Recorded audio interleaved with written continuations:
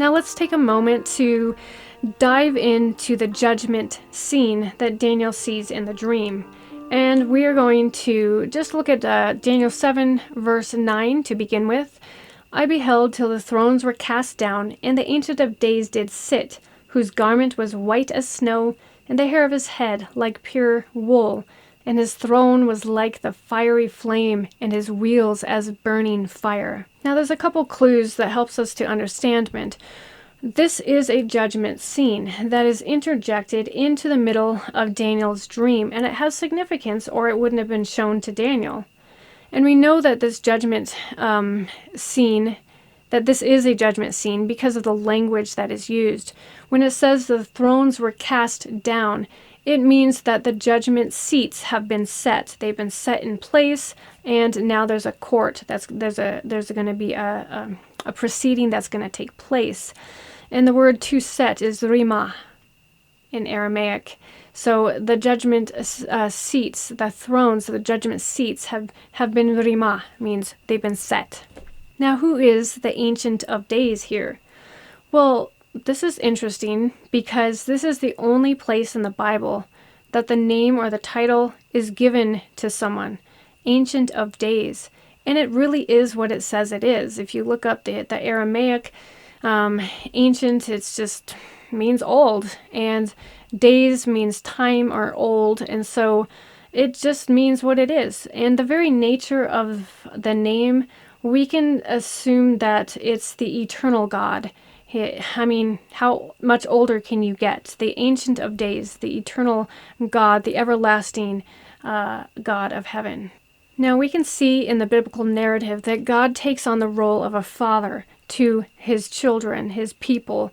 And so this Ancient of Days, we can also assume is the Father, because later on Daniel sees the one like the Son of Man who comes and he draws near, and then the kingdom is given to him. And we have plenty of references in the Bible that tell us that Jesus receives a governing power, a kingdom, and the ability to rule and have authority and dominion from his Father. He receives that from his Father. And so the Ancient of Days is, we can assume, is the eternal God, the Heavenly Father.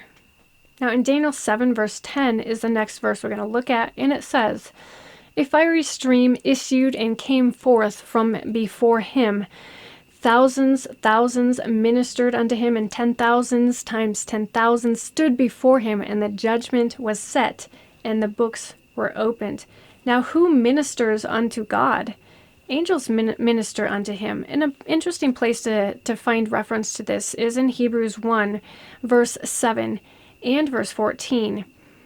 Starting with verse 7, it says, "And of the angels he says," now this is God speaking to the angels, "who makes his angels spirits and his ministers a flame of fire. And are they not all ministering spirits sent forth to minister for them who shall be heirs of salvation?" So when we compare this to the judgment scene in Daniel 7, and we see thousands and thousands before him, we see a fiery stream issuing or coming forth from before the Ancient of Days. And it says here in Hebrews 1:7 that he makes his angels spirits and ministers of flame. And then we have thousands and thousands ministered unto him. Clearly God's talking about his angels. There's millions of angels present at this judgment scene.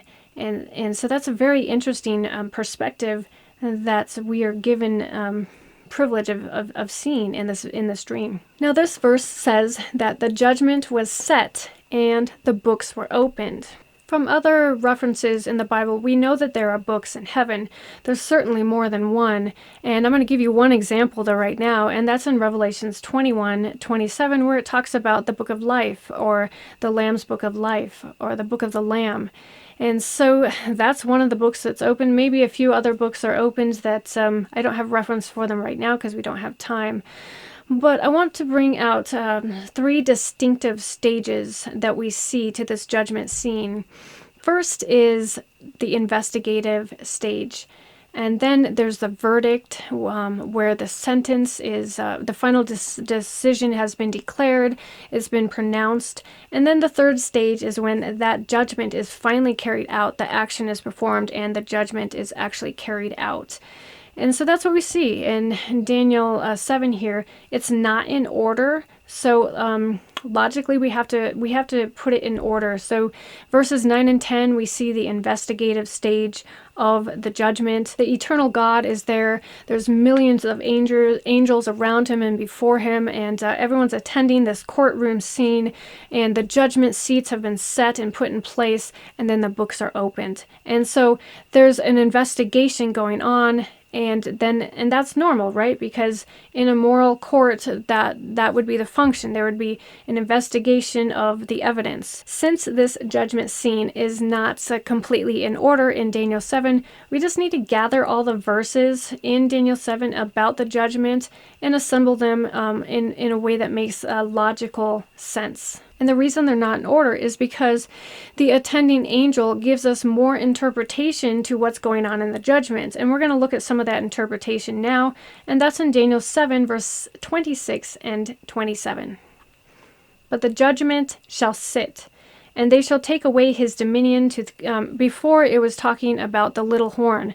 So it's talking prior about the little horn, but then the judgment shall sit, and they shall take away his dominion to consume and to destroy it until the end. And the kingdom and dominion and the greatness of the kingdom under the whole heaven shall be given to the people of the saints of the Most High, whose kingdom is an everlasting kingdom, and all dominion shall serve and obey him. So verse 26 is talking about the little horn power, like I just said. He was just being described in the verse just prior to this. And this is where the verdict is given. This is where the sentence is pronounced. And they're basically saying, okay, this is the decision we made. This is what's going to happen. And then in verse 27, we see that the court sides in favor of the saints of God who have been tormented and persecuted by this little horn power for so long. And so we see that there's going to be victory, and we just have to have long patience. God has everything under his control. So the saints will be given the kingdom. And this is not some earthly kingdom. This is a heavenly kingdom of an authority that's given to Jesus Christ. We know from Scripture that we will be co-heirs with him. And I'm going to bring out one of those references later on. And then Daniel 7, verses 11 through 12 really explains what's happening during the executive stage of the judgment when the verdict is then carried out.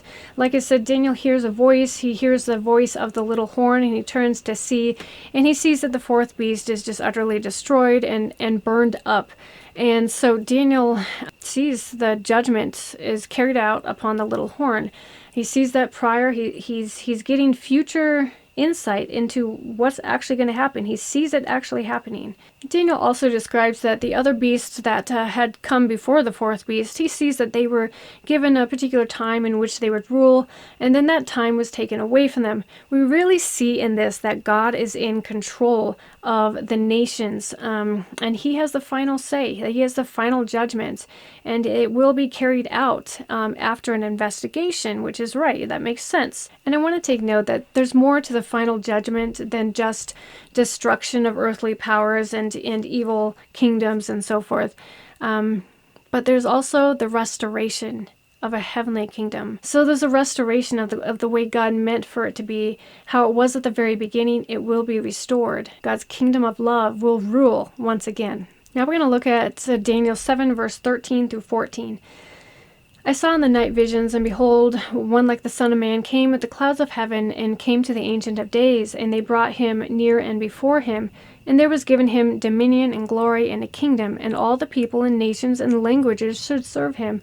And his dominion is an everlasting dominion, which shall not pass away, and his kingdom that which shall not be destroyed.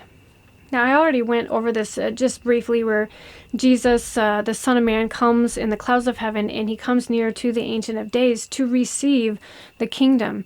Now, how do we know this is Jesus? Well, we know that while Jesus was on earth, he consistently applied this title, Son of Man, to himself. He came as a Son of Man and a Son of God. If you read through the Gospels, you will find plenty of references of evidence for that. Yes, so in Romans 8:17, it talks about how we will be joint, the saints of God will be joint heirs with Jesus. So he receives the kingdom from God, and it's an everlasting kingdom, and then we rule with him, and he's the rightful king and owner, and we get to rule with him as joint heirs. So that's in Romans 8:17. You can look it up if you want. So the saints will possess the kingdom with Jesus.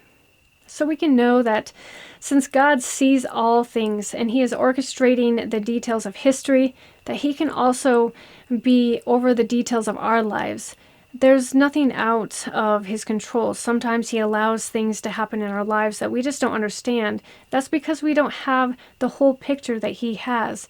But we can know that he has not forsaken us. He's still with us. So we can trust that he is there with us, that he has things under his control, that he sees all things, and that we are in good hands. So in the next lesson, we're going to go over Daniel 8 and 9, and we have to study them together, and you're going to see why. Also, in this next lesson of Daniel 8 and 9, man, it includes some of the most exciting time prophecies in history, and you're going to see why. It's going to be incredible. And so anyway, this concludes today's lesson, and I hope it was interesting to you, and I look forward to meeting you in the next lesson. Thanks.